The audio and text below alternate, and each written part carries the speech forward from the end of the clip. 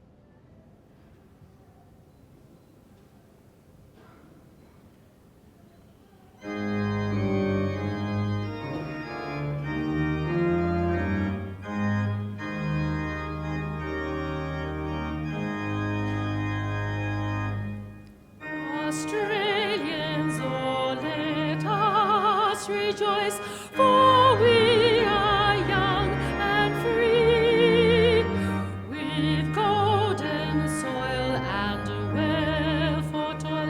Our home is girt by sea.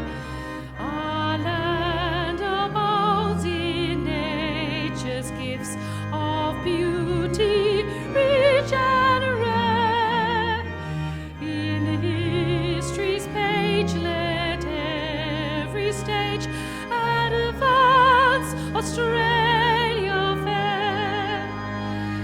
In joyful strains, and let us sing, advance Australia fair.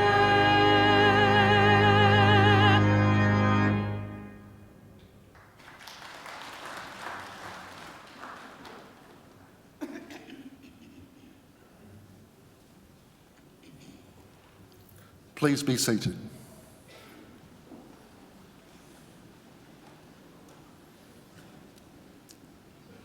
I would like to acknowledge the traditional custodians of the Macquarie University land, the Watamatigal clan of the Darug Nation, whose cultures and customs have nurtured and continue to nurture this land since the Dreamtime. We pay our respects to elders past, present and future, and also to any Aboriginal or Torres Strait Islander family and friends present here with us today.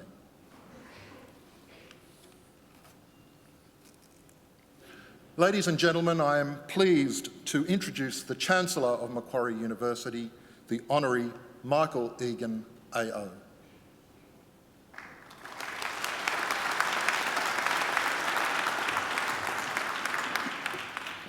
Graduands, ladies and gentlemen, boys and girls.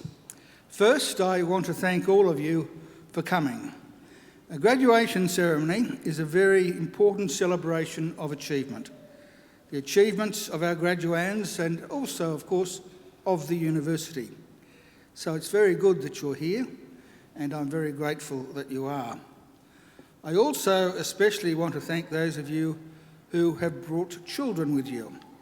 It's good for them that they're here because their memories of today and of the importance of today may one day be the thing that inspires them to emulate the successes of today's graduands.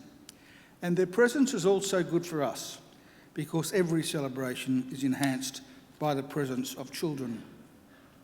Now, unless children have changed enormously since I was one, few of them will be able to stay quiet or still during the duration of a graduation ceremony. I don't expect them to, and I don't want them to, and I don't want parents to worry if they don't. They are most welcome, and they are free to run around and make as much commotion as they like. And I was very pleased to hear the cry of a baby earlier. We know from long experience that if a baby wails through a graduation ceremony, they're back within 25 years to take out their first PhD. So it's something to be encouraged, not discouraged. Well, now, the most important thing today is that our graduands have a great day. I hope that this will be a very happy and a very memorable occasion for all of you. But it will only be a happy occasion if you all relax. Some of you look happy and relaxed. Some look rather nervous, as though you're about to enter the exam room.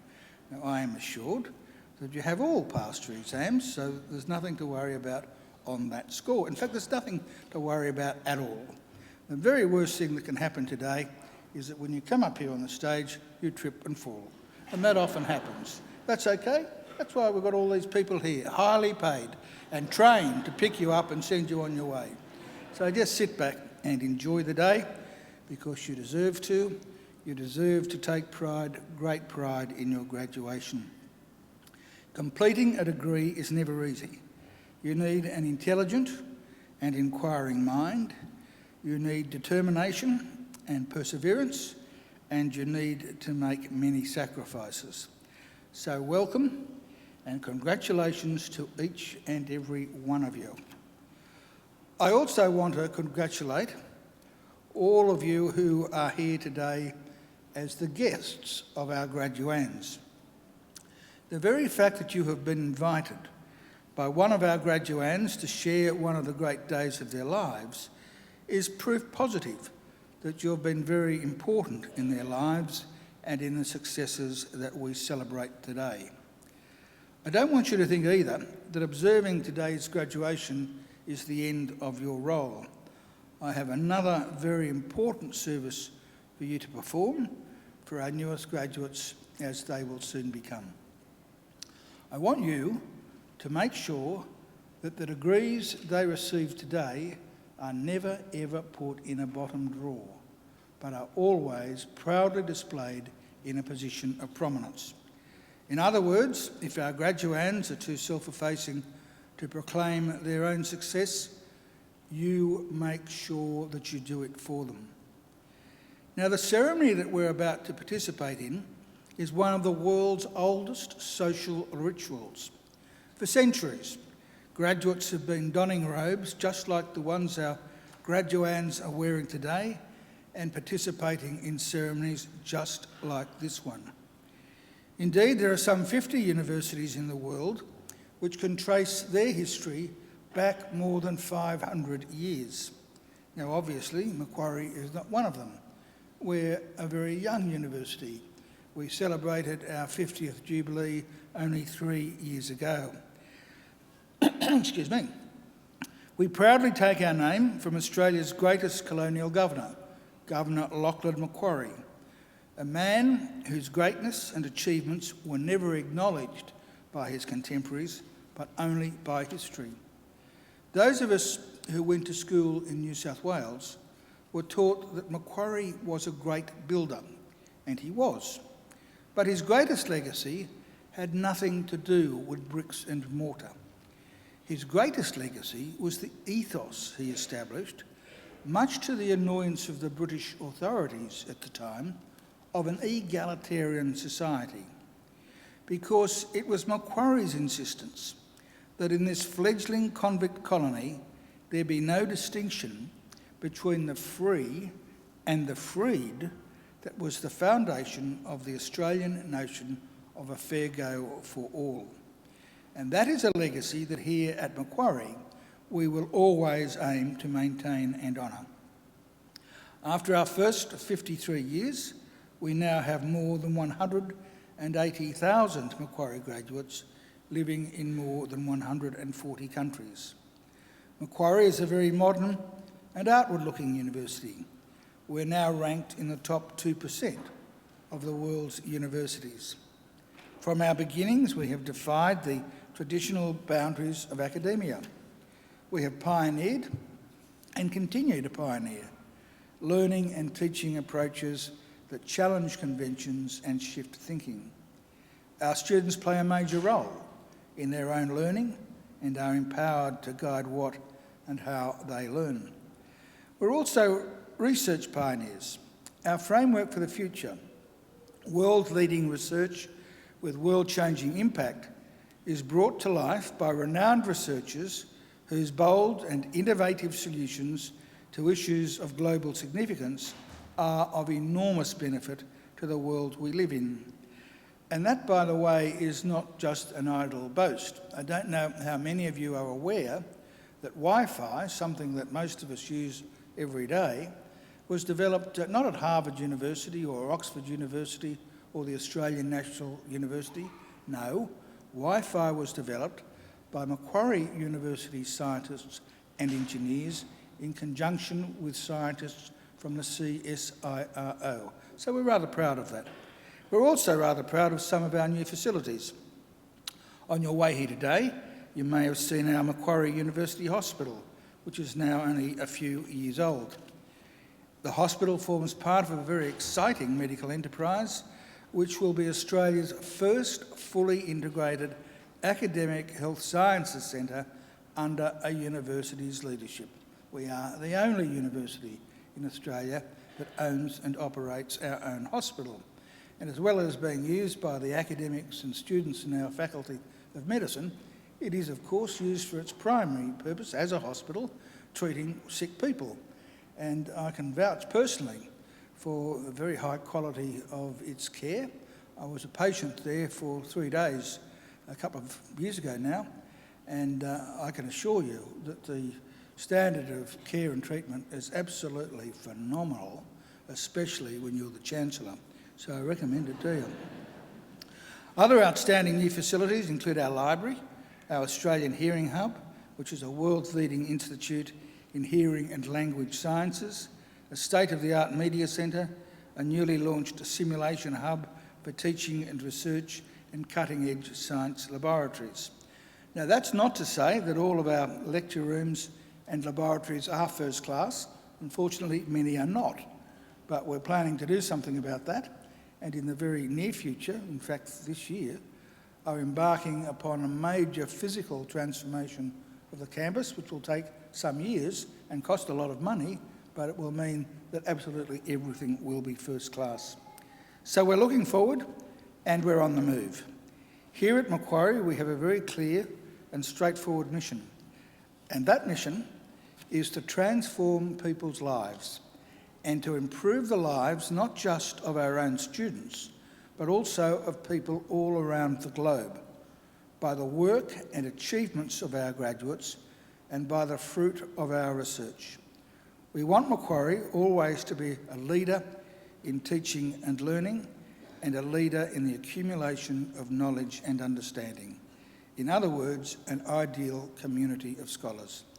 And graduands, in just a few minutes, it will be my very great honour to confer your degrees upon you and welcome you as lifelong members of that community of scholars we proudly call Macquarie University. Well, now, graduands and ladies and gentlemen, it's now my pleasure to introduce our occasional speaker, Mr. Richard Shute. Richard has spent the last 20 years in an institutional and corporate banking environment in customer-led innovation, relationship management, execution and leadership roles with the NAB Bank. Currently, Richard is the Director, Customer-led Innovation for Corporate and Institutional Banking.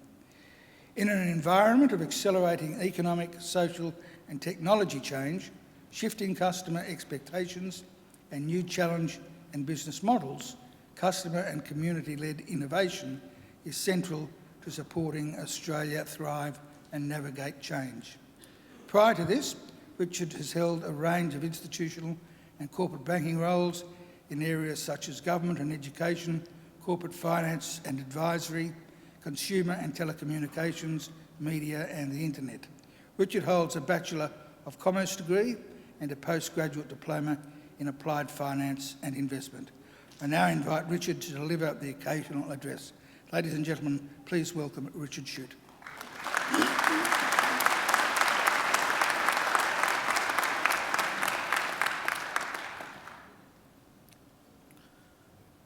Chancellor Michael Egan AO, members of the Macquarie University Council, senior executives, members of the business faculty, proud parents, family, and above all, graduates.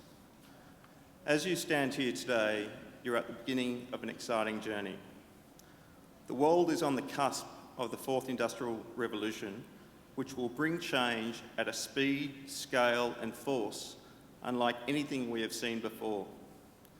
The interplay between rapidly emerging technologies such as ubiquitous internet, artificial intelligence, genetics, automation, changing social and community expectations, and shifts in our economy are disrupting and redefining every industry, organisation, and our society at large.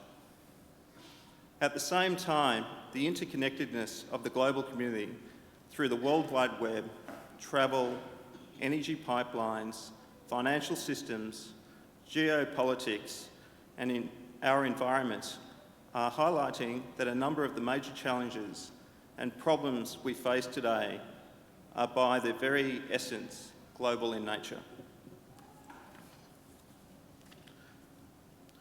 To respond to this accelerating change, the core foundations of our society are being challenged. For the last few decades in the Western world, the prevailing approach to leadership has focused on hierarchy, bureaucracy, and meeting the needs of oneself or an organisation, or in economic terms, maximising utility or self-interest, optimising capital, and maximising shareholder returns.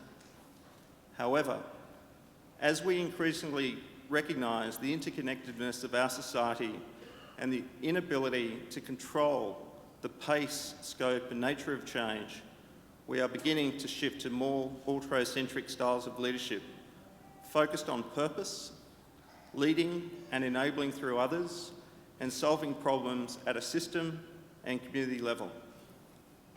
At the same time, management is in the process of being reframed. From the traditional approaches centred around analysis, process and measurement, such as KPIs, that have dominated our thinking for the last few decades, to new entrepreneurial forms of management that can accommodate high levels of uncertainty. New strategic management frameworks are emerging, including the lean startup, discovery-driven growth, and business model canvas. Finally, from a skills and personal perspective, this new environment requires the capacity to embrace ambiguity, solve complex problems, adopt system-based thinking, work and collaborate in teams, and most importantly, develop and foster empathy to build communities. whether it's the need to bring together a cognitively diverse team from a broad range of disciplines such as business, STEM, humanities, arts and philosophy to solve a business problem, or whether it is the need to see the world from a particular customer and cultural perspective, to embark on strategies to enter new markets, or whether it's the need to engage broadly across the community to bring together system thinking and solve multi-dimensional social problems such as chronic disease, empathy, humility, a growth mindset, and a capacity to bring together a divergent range of perspectives is central to this emerging narrative. In this future, you are likely to hold numerous jobs and develop multiple skills over your working life. Today, technology is already increasingly being used to automate and digitise processes across the legal, finance, media, education, accounting and medical professions, and the future of work is increasingly likely to be a combination of people and machines. As an example, right now the global retail sector is in the process of being disrupted through digitisation. We have already seen this occur in other sectors such as advertising, television production, newspapers, mobile, etc. However, the scale of the disruption is of a magnitude that is hundreds of times more than what we have seen before.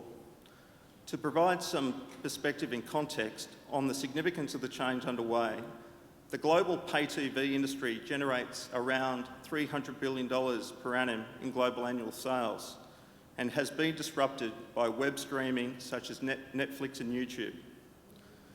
This compares to the US retail sector today, which has global annual sales of over $22 trillion. Already, Amazon is larger than the top 10 existing US retail companies, and it is only currently capturing 2% of US annual retail sales. We are also seeing traditional retailers such as Sears, Kmart, and Toys R Us transition into Chapter 11. US and second and third tier shopping malls close, and once vibrant areas such as Soho in New York having vacant stores. This disruption, and many others yet to emerge, will have profound implications for jobs and our society at large. Yet machines, algorithms and technology cannot do everything.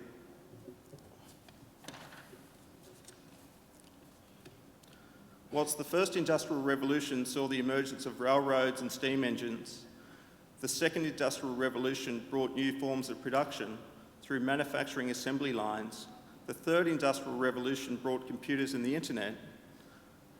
Unfortunately, these advances don't instruct us on the type of society we want to shape and ultimately what it is to be human.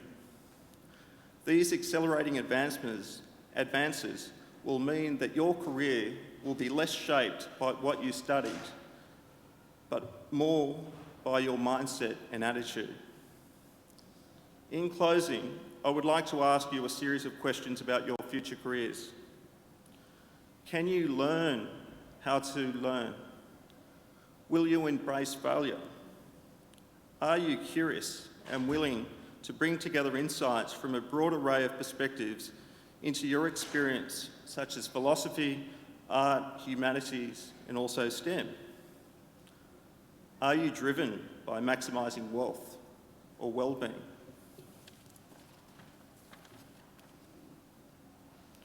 Are you willing to challenge what you really know? Can you build and foster relationships and networks? Are the machines right? The opportunities for all of you today are limitless. I wish you all the best on your adventure ahead. Thank you.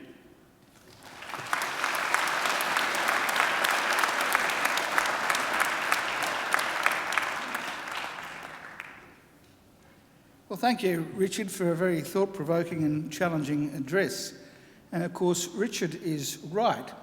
It's not so much the the courses that you have studied that will shape you for the future, but really the intellectual stimulation that you get largely comes from being on campus and being amid a community of scholars. And that, and with your studies, it is those things that hone your intellectual capabilities and should stand you in very good stead for the future.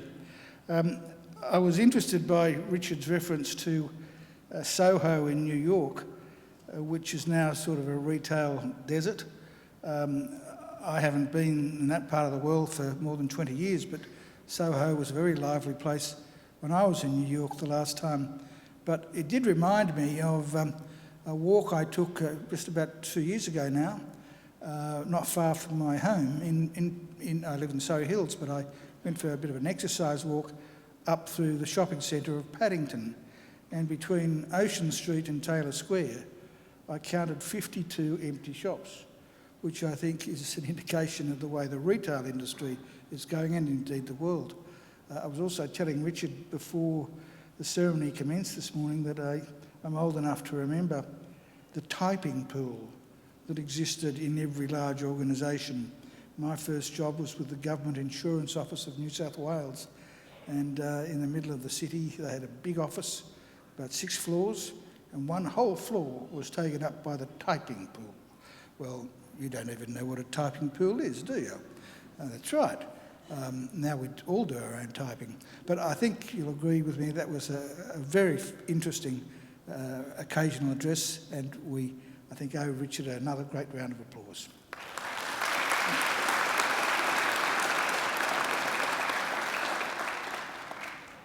Well, we now come to the key part of the ceremony, the reason that we are here, and that is the conferring of your degrees. Now, I told you earlier there was nothing for you to worry about, but this is the one part of the ceremony that makes me just a little bit nervous. Because many years ago I was told by a good friend of mine, who is one of Australia's most eminent lawyers, that if a chancellor conferred a university degree on someone who was not entitled to receive it, it was very, very, very, very difficult for him or her to take it back. So before I confer your degrees today, I need an absolute ironclad assurance from the acting registrar over there that you're all qualified to graduate, and that none of you were ever late in submitting an assignment, and that none of you ever skipped a class. Can you give me that assurance, please? Chancellor, I certify that all the candidates being presented here today and those who are absent have satisfied the requirements of the Academic Senate for the degrees they are to be awarded. Would candidates for admission to degrees please stand? That's you, believe it or not, yes. In the name of the Council of Macquarie University and by my authority as Chancellor, I admit each of you present and those who are absent to the degrees for which you have qualified. Graduates, congratulations.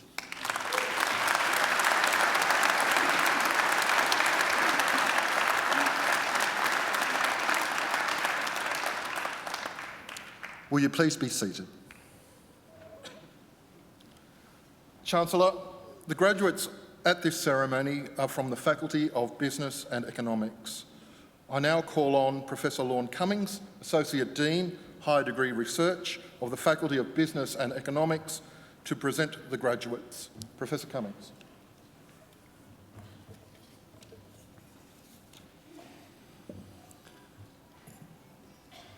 Chancellor, the graduates at this ceremony are from the Faculty of Business and Economics. The Faculty of Business and Economics is the largest faculty at Macquarie University and one of the largest in Australia. It includes the Departments of Accounting and Corporate Governance, Applied Finance and Actuarial Studies, Economics, Marketing and Management, as well as the Macquarie Graduate School of Management. We're an applied, engaged and global business school. Our role is to create knowledge through applied research in the areas of marketing, management, finance, economics, actuarial studies and accounting. Working with our academic and corporate partners, students and alumni, we create and share research that addresses business and societal challenges. Our programs are innovative and include engagement with industry as well as the development of employability skills. The skills developed are in demand globally, and our programs are recognised and accredited by key industry bodies and we enjoy a strong reputation amongst the business and professional communities. Our graduates have starting salaries well above the average for all Australian business schools. These graduates have the skills, knowledge and purpose to make a positive contribution to their families, to their communities and to the world. Chancellor, I'm proud to present to you the graduates from the Faculty of Business and Economics whom you have admitted to degrees.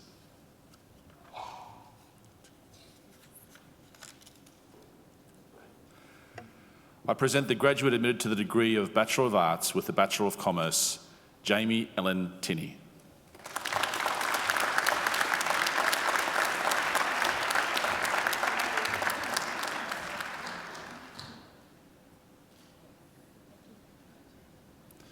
I present graduates admitted to the degree of Bachelor of Commerce with the Bachelor of Science, Anushka Chainani.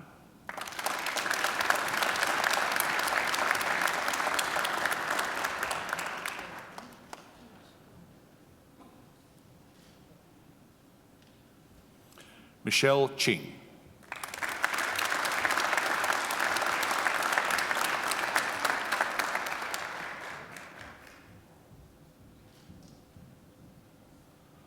Rudhima Dabawale.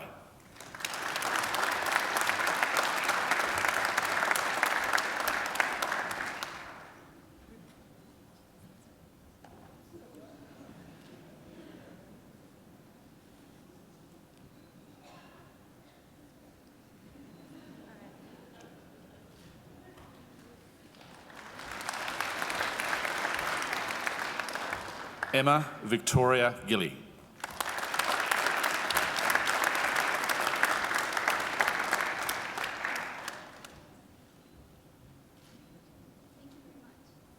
Timothy James George Hudders.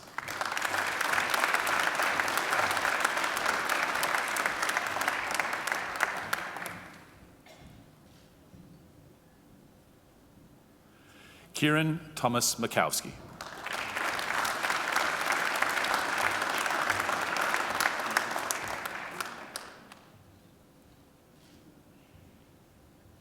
I present graduates admitted to the degree of Bachelor of Commerce, Dishun Chong.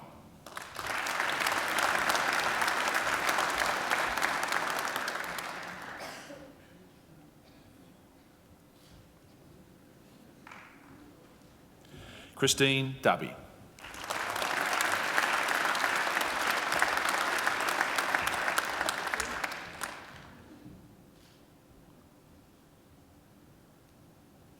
Gabriella Davey.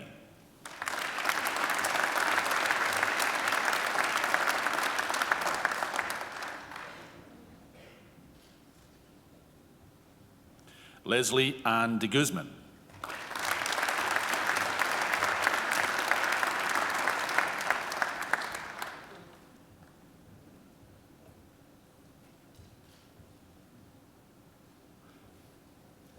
Chayani Tiara da Silva.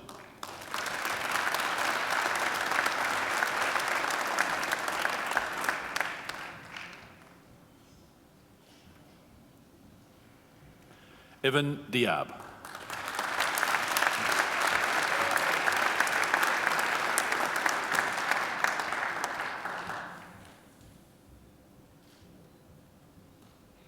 Vivian Antu Nwindin.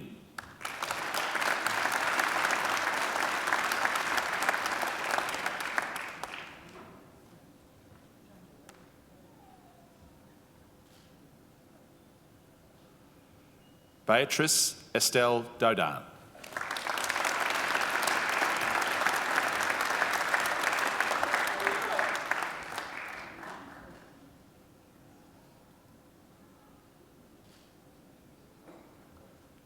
Je Yu Dung.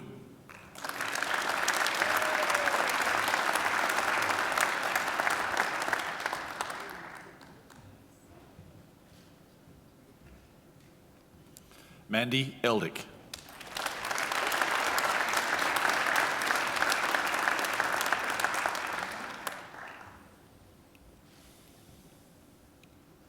Shelley Fairbrother.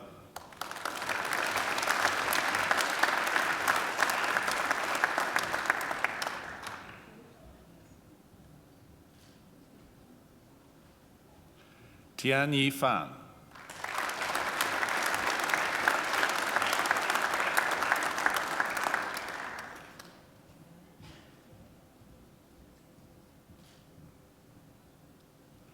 Paul Farah.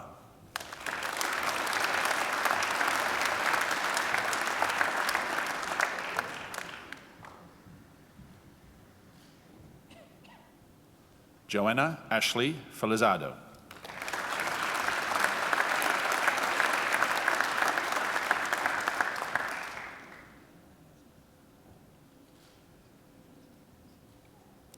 Abigail Fenn.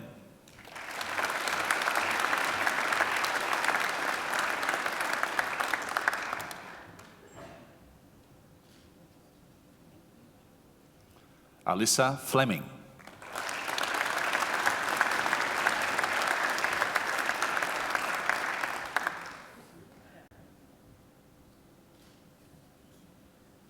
Michael John Forsyth.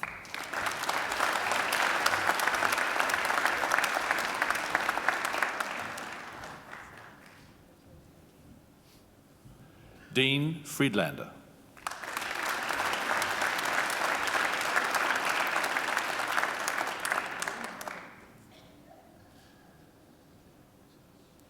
Richard Thurby.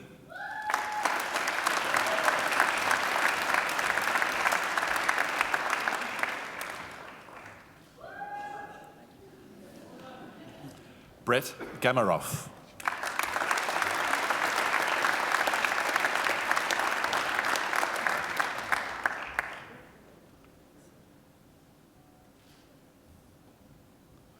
Nicholas Gain.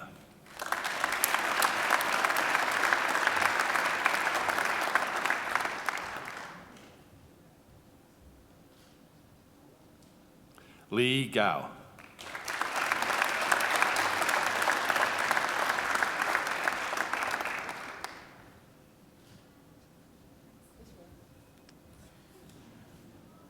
Oliver Attila Guspar.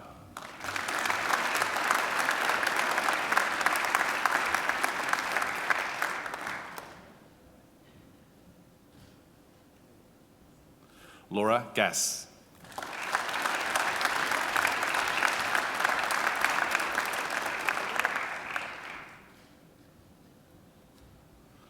Rahul Gautam.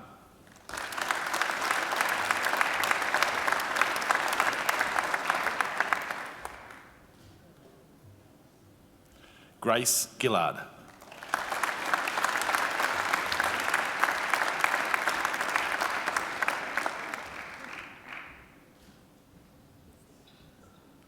Great Paige Gilham Ludby.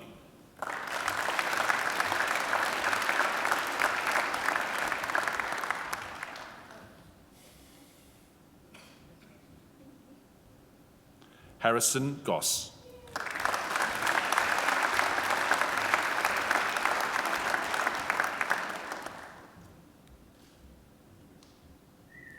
David Gretsch.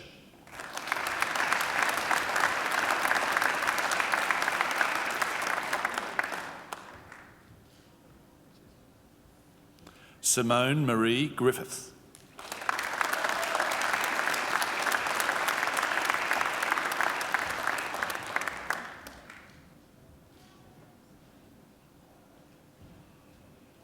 Shihua Guo.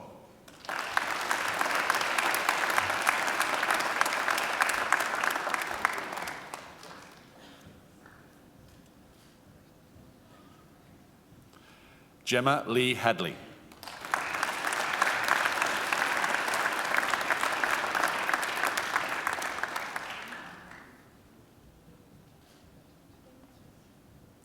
Richard Harris Aranchi Hall.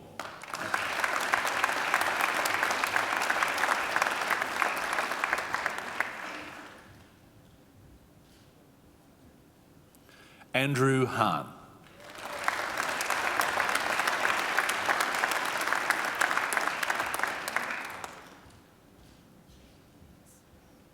Nicholas Harding.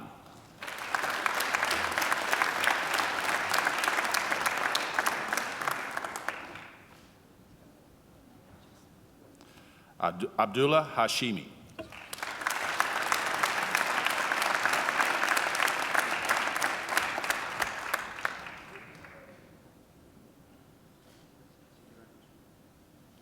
Amelia Heafy.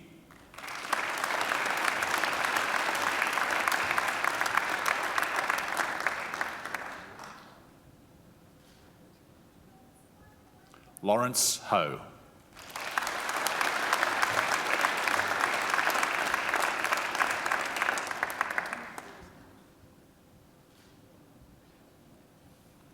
I Mon Tway.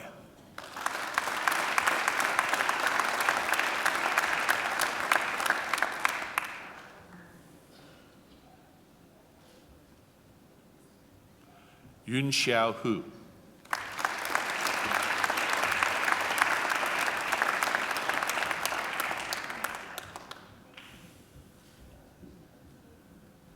Jiepei Huang.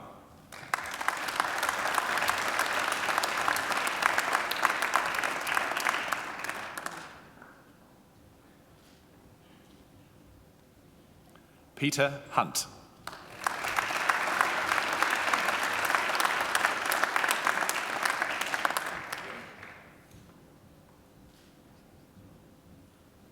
Syed Masiul Hook.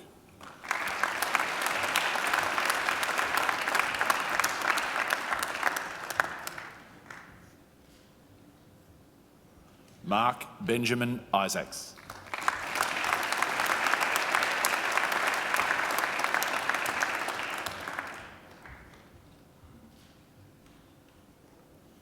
Karl Jablonski.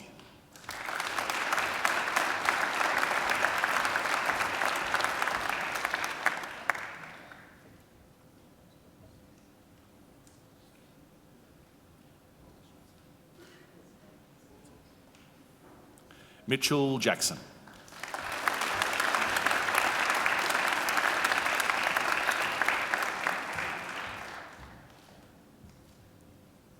Maria James.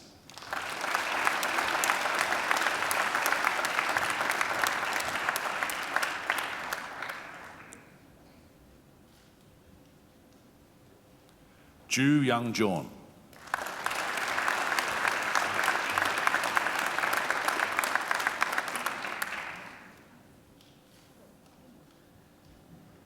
Dung Jun Jern.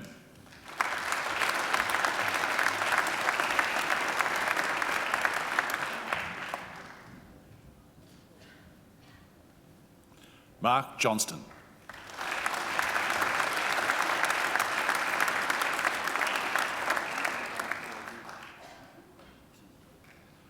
Rachel Juniper.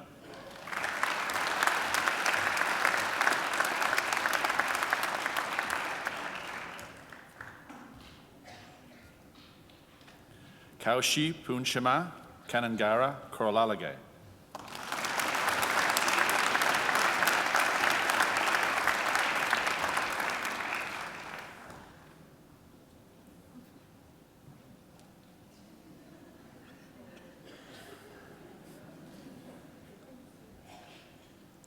Wavashi Kapua.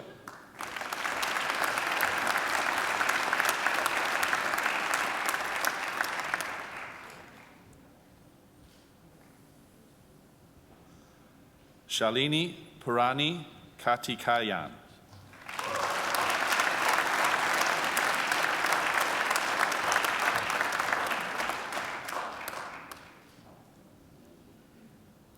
Samin Kazamzadeh.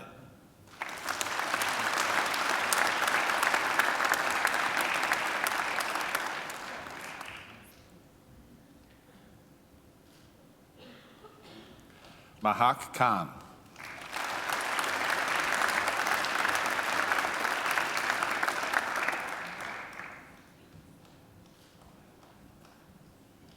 Sally Kim.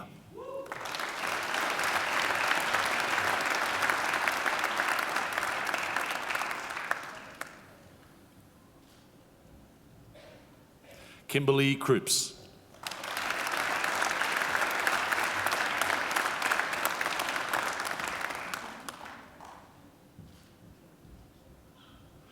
Miura Mahajan Kumar.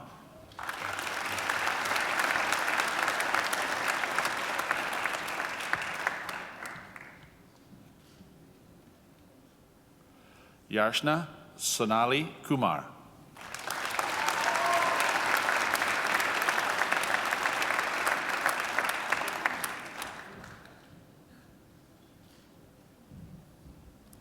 Patrick Guo.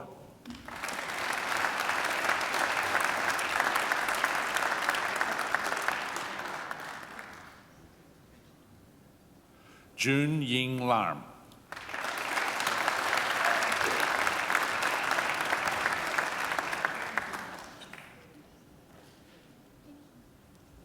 Emily Larson.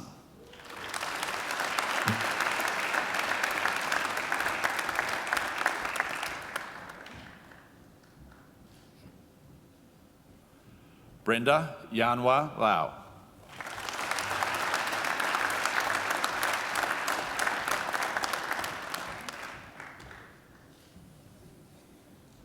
Alexander Lay.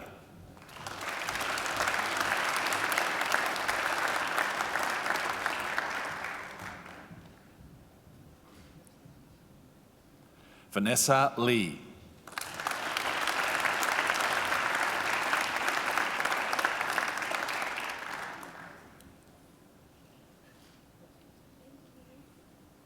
Eric Leslie.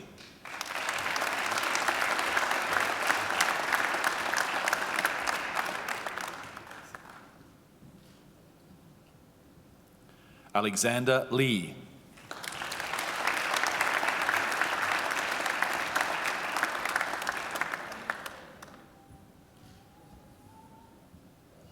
Bao Xin Li.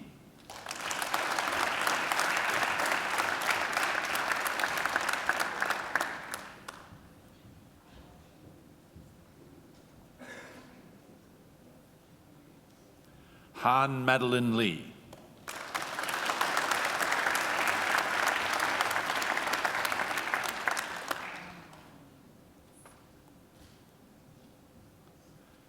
Xinlu Li.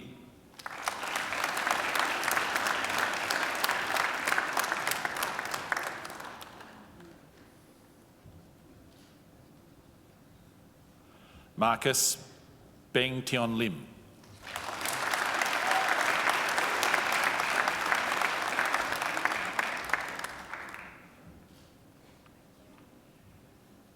Chi Ho Kevin Lin.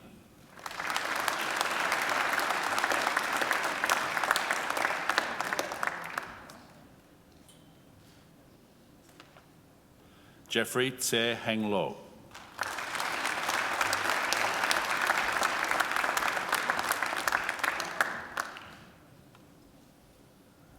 Nicholas Emmanuel Loizos.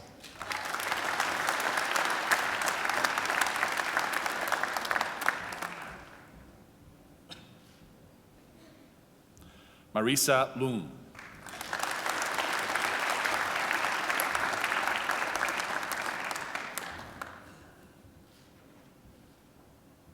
Lucas Lowe.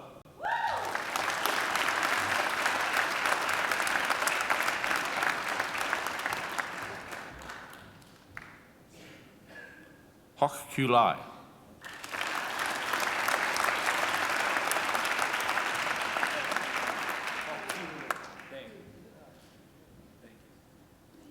Wei Yi.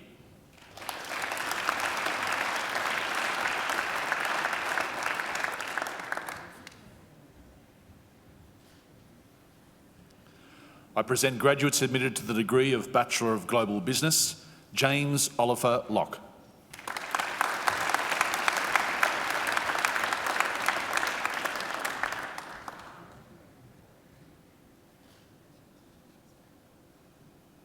Bonnie Scarlett McQueen.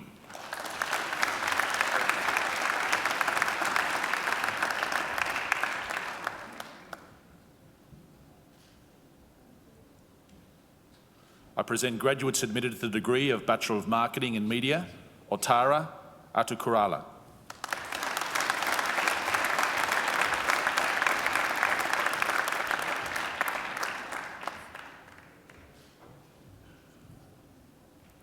Mac Dowd.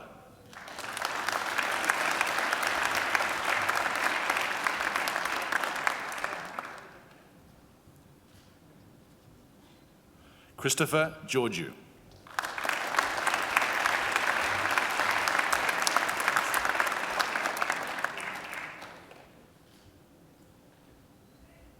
Caitlin Yakono.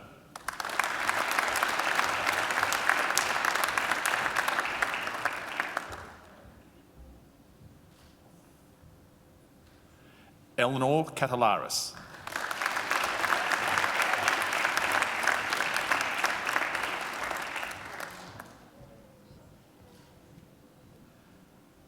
Chae Young Lee.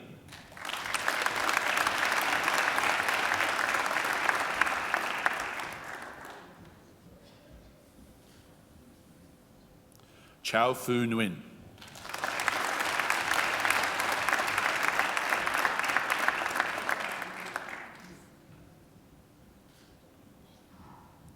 Joshua Paul Neegum.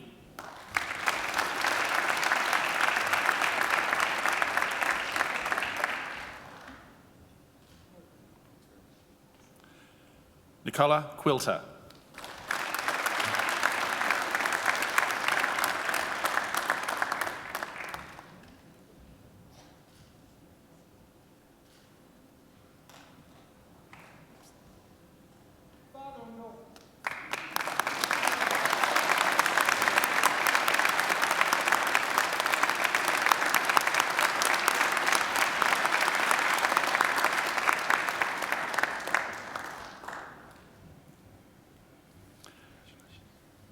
Aya Tanuwijaya.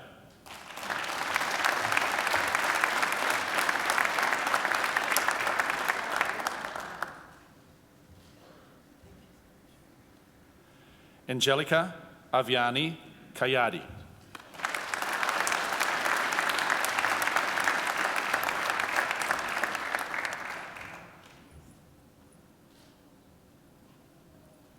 I present the graduate admitted to the degree of Bachelor of Philosophy, Mohammed Farid bin Jafreng Eng.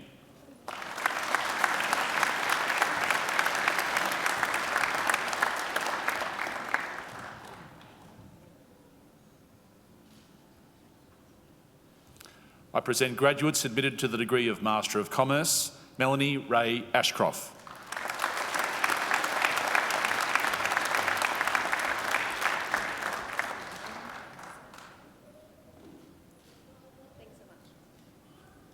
Gonzalo Bonilla Moreno.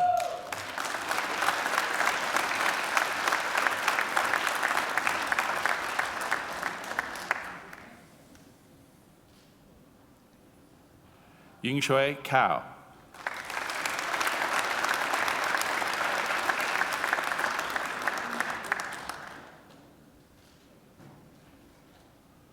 Tanalux Chiasiang.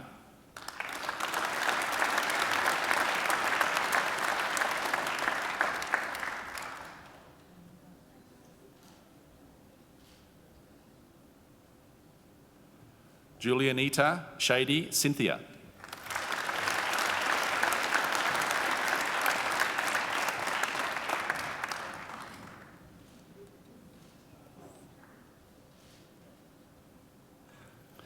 Jia Yingding.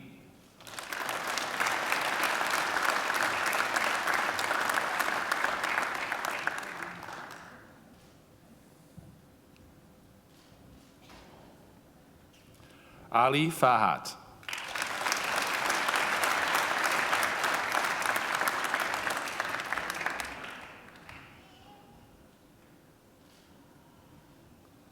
Hong Gao.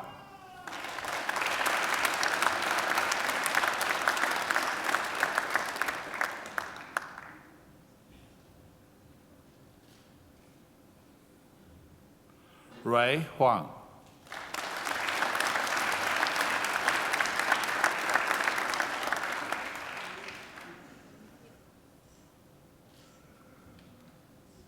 Anqi Jiang.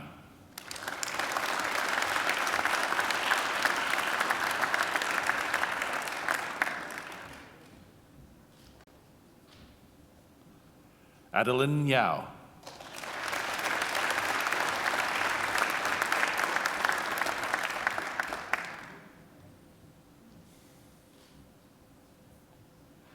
Wei Larn.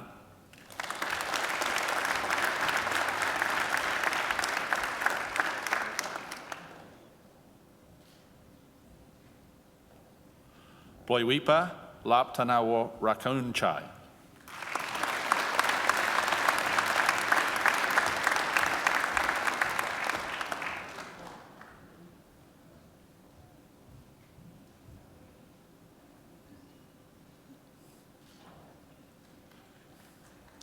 Hui Li.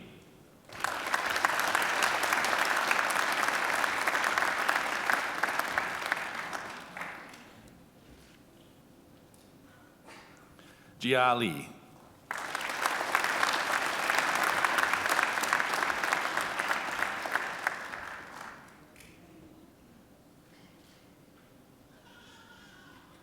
Angie Paula Llanos Sanabria.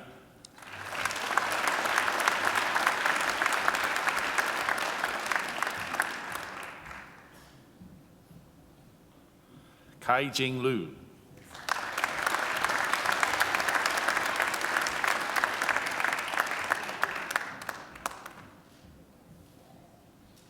Tanawat Lumverikun.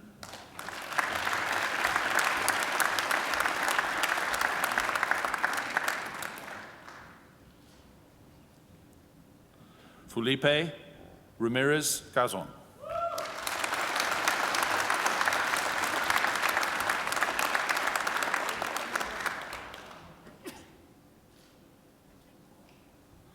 Diane Smith.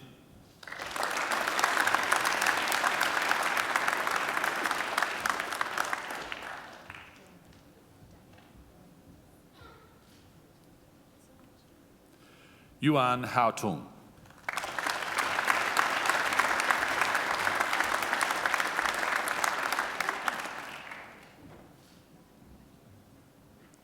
Rolin Wong.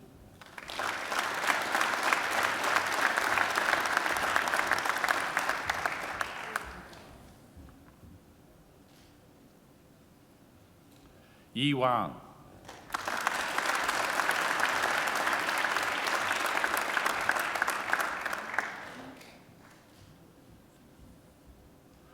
Zhaohua Huang.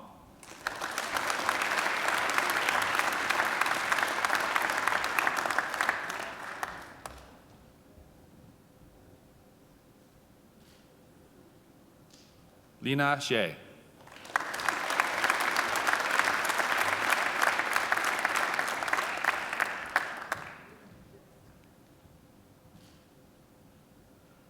Hailey Jade Wilson.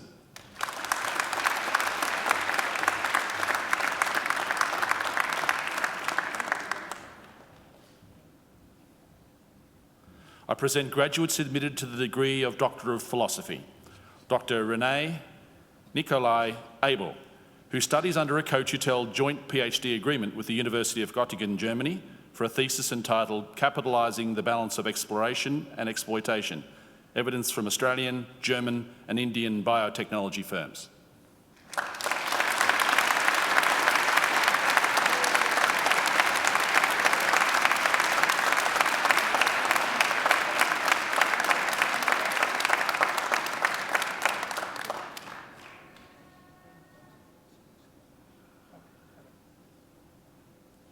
Dr. Christine Elizabeth Bilsland for a thesis entitled Work Integrated Learning in Transnational Higher Education, Undergraduate Business Programs in Vietnam.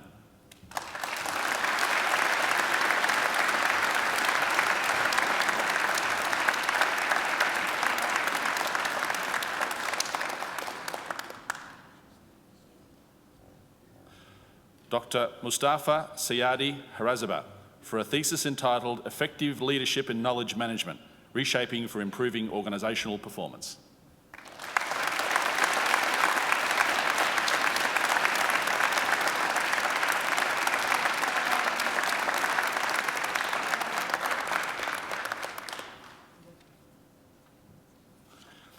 Dr. Camille Singh for a thesis entitled Digital Envy, an investigation of consumer envy on digital platforms and its mediating influence on behavioural intent.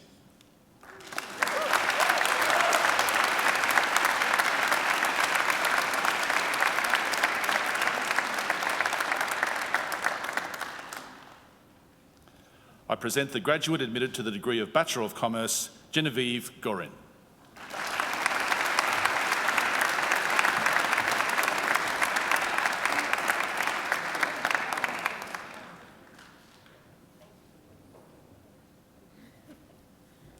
Chancellor, that completes this morning's presentation of the graduates from the Faculty of Business and Economics.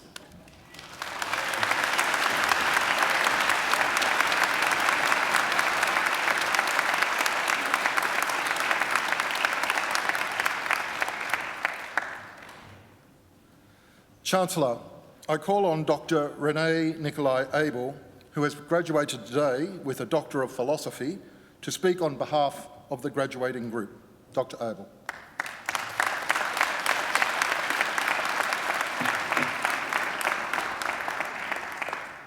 Dear Chancellor, members of the University, dear fellow graduates, dear families and friends. Today we are celebrating a great milestone in our life, and it is a great pleasure and privilege for me to speak here on behalf of my fellow graduates. All of us can look back on an exciting and challenging academic journey, and it has taken not only a lot of hard work and self-discipline, but also curiosity and passion to reach this achievement today. As for myself, I came here as an international student after starting my PhD studies far away in Göttingen University, which is a city close to Hamburg in northern Germany. In 2014, I made one of my best decisions by joining Macquarie's Custodians program, an exchange program that has allowed me to continue my studies in an international setting. In the following, I share with you some of my lessons learned, and I will share with you my experiences in my first day.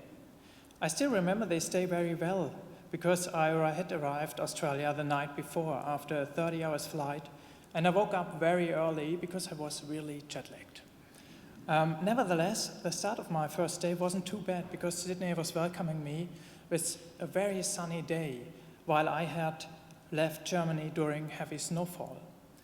My jet lag, however, reminded me that I wouldn't survive the day without a strong coffee, so I went straight to the coffee bar on campus to order a coffee. And wow, this coffee was really tasty.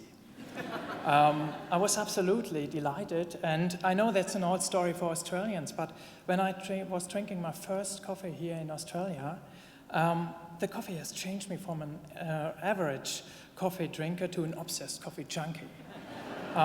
Anyway, that becomes another story, so I guess some of you can share my experience with coffee.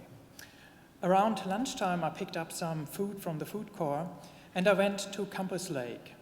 Again, I was really impressed. A lake on campus, guys, that's a really fancy place to study compared to the universities I went before. So while I was enjoying my food and the peaceful atmosphere at the lake, I had my first experience with Australian wildlife. An white ibis came over and I thought, oh, what is it for a friendly bird that says hello?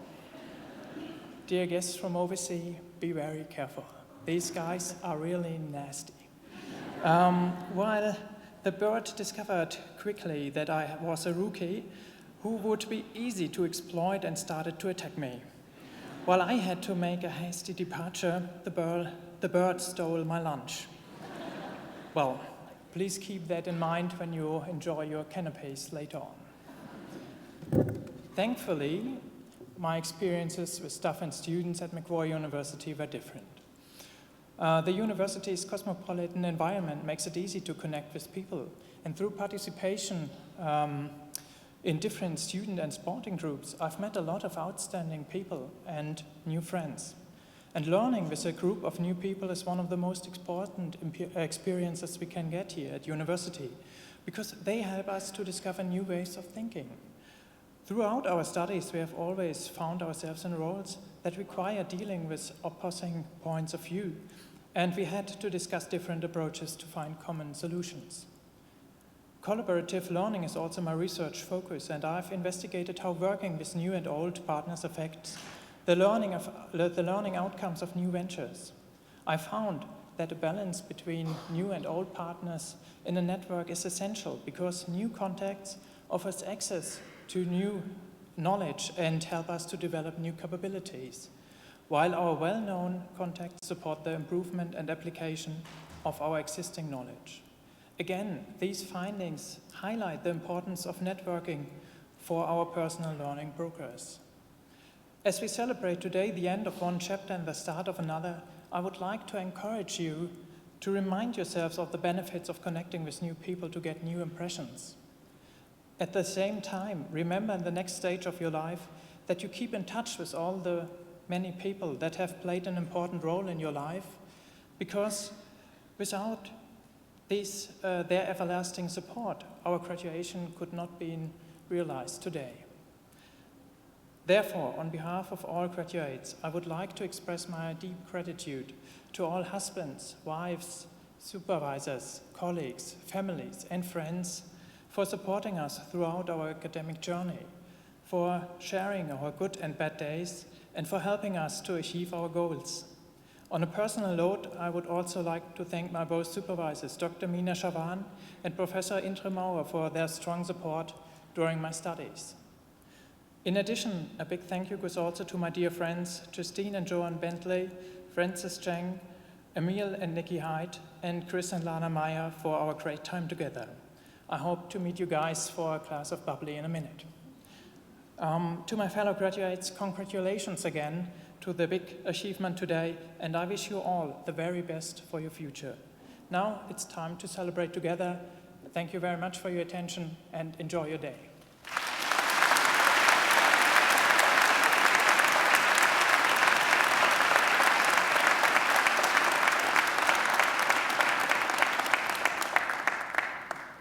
Well, congratulations, Renee, on a fabulous speech. Congratulations too on your PhD. And I'm very glad that you chose to come to Australia to study and that you chose Macquarie University. Thank you for that. And I'm glad you like our coffee too, because it's not bad, is it? I got very offended back during the Olympics when the Americans brought their own coffee, 4 tons of American coffee. Now, American coffee is not worth drinking. It's dishwater. And I thought then, these are the sorts of people who can elect Donald Trump as president, but that's another story. I think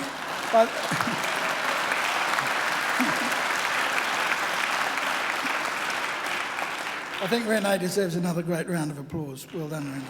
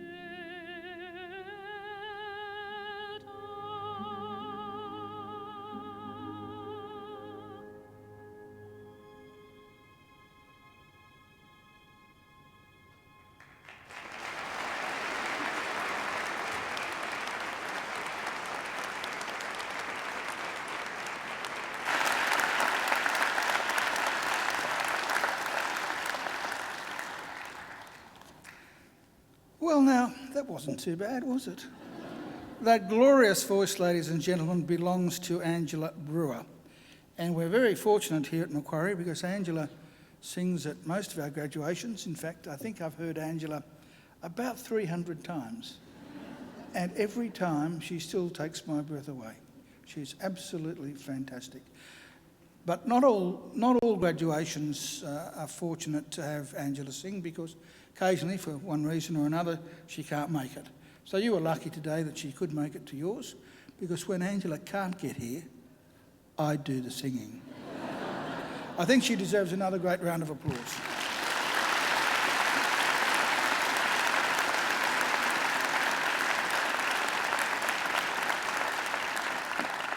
As do our fabulous musicians over there on the organ, Dr. James Forsyth.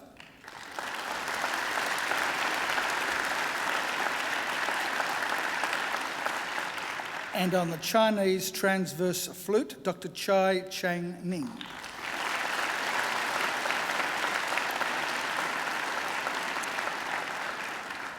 And sitting next to James over there, and I think also over on that side, we have some of our Alumni Volunteers who come along to make sure that everything goes smoothly at your graduation, and I think they deserve a great round of applause too.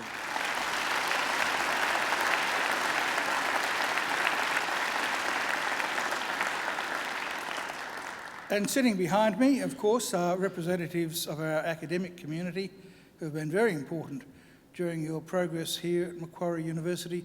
I'm sure you'd like to thank them as well.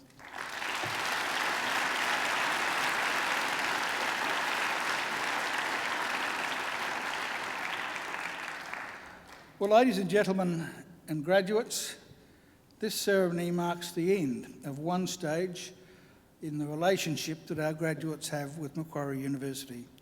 But it is certainly not the end of your association with Macquarie. From today on, for the rest of your lives, you are part of the bigger Macquarie family, which is our alumni, and part of the network of 180,000 Macquarie alumni spanning the globe.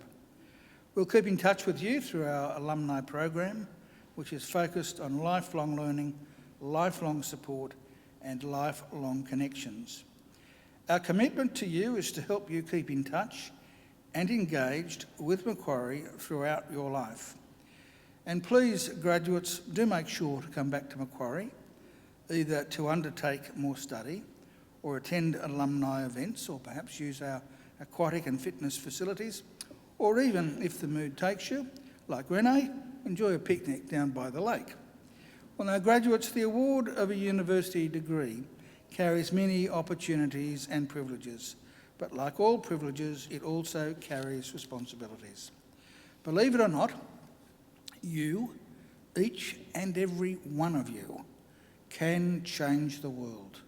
And you don't have to be a Nobel Prize winner to do it either, because almost everything you do, in your homes, in your workplaces, and in your communities matters and can make a huge difference. The consequences of every effort, every action, large or small, can reverberate throughout society, through the decades, indeed the centuries. Even something as simple as a kind word or a kind gesture can often be the spark that ignites a great life or a great career or a great achievement. So as Chancellor of Macquarie University, I charge you to use what you have learned, not only for your own benefit, but also for the betterment of the community. I charge you to use the skills and knowledge you have acquired with rigour and integrity, and to commit yourselves to a program of lifelong learning and inquiry. I charge you to recognise the worth and dignity of all people, particularly those who've not had the opportunities that you've enjoyed. I charge you to set high goals and to continue the hard work that has brought you so far. I charge you, wherever you go, go with all your heart. And in all you do, I charge you to uphold the good name of Macquarie University. Now, graduates, I hope also that you'll always remember the people who helped you along the way, many of whom, of course, are here with you today to help you celebrate. So, to acknowledge their contribution and thank them for it, I'm now going to ask you to do a couple of things. Graduates, would you now please stand? Now I'd like you to place your degrees on the seats behind you so that your hands are free, and I'd like you to turn to face your families and your friends. And now I invite you to give them a mighty round of applause.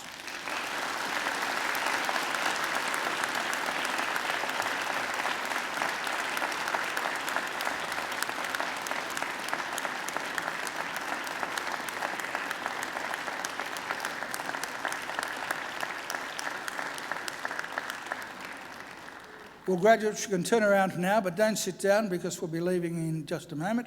But please do remember to pick up your degree. Well, now, ladies and gentlemen, we will be moving out in just a moment, and I'll be leading the official party through the centre aisle, and we'll be followed by all of the graduates. And then I would invite all of you to join the procession through the centre aisle, down the path, down to the marquee, where I'd invite you to enjoy some light refreshments with us. We have refreshments for adults, and we also have some for children. Usually some of the parents want to kill me when I say this, but we have ice cream and fairy floss for the children, and there's enough for any adults that want to enjoy it too. Well now, ladies and gentlemen, would you all now please stand and remain standing until the last graduate is processed out. Well, graduates, I wish you the very best for the future, and in the words of the old Irish blessing, may the road rise up to meet you, may the wind always be at your back, may the sun shine warm upon your face, and rains fall soft upon your fields. And until we meet again, may God hold you in the palm of his hand. Graduates, good luck.